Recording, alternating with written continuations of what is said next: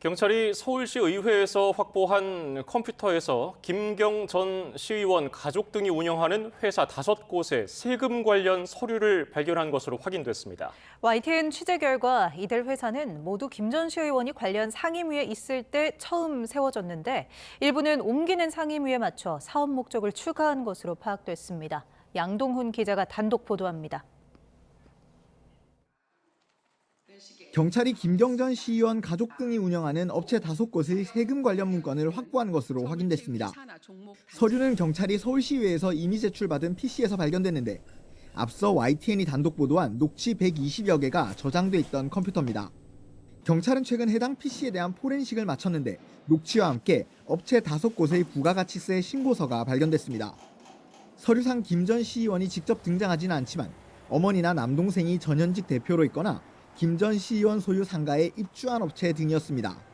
이 중 일부는 서울시 등에서 여러 차례 각종 계약을 따내 김 전 시의원이 특혜를 준 것 아니냐는 의혹이 제기됐는데 YTN 취재진은 이들 회사 설립 때부터 김 전 시의원과의 관계가 의심되는 정황을 포착했습니다. 이들 회사 5곳은 처음에는 모두 교육 관련 회사로 만들어졌습니다. 그런데 YTN 취재 결과 회사 설립 시점이 하나같이 김경 시의원이 서울시 교육위원회 위원이던 때와 일치하는 것으로 확인됐습니다. 김 전 시의원이 교육 관련 상임위에 있을 때 때마침 가족들도 교육 관련 업체를 창업한 겁니다. 이뿐 아니라 김 전 시의원이 상임위를 옮기면 여기에 맞춰 사업 목적을 추가한 정황도 드러났습니다.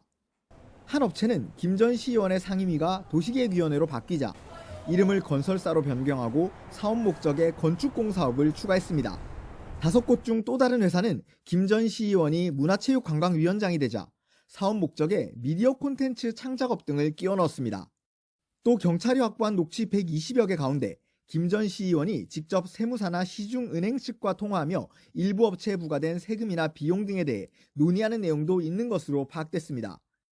김 전 시의원이 자신의 상임위 이동에 따라 가족을 통해 관련 사업을 벌이는 상임위 비즈니스를 벌인 것 아니냐는 의혹까지 불거지는 상황.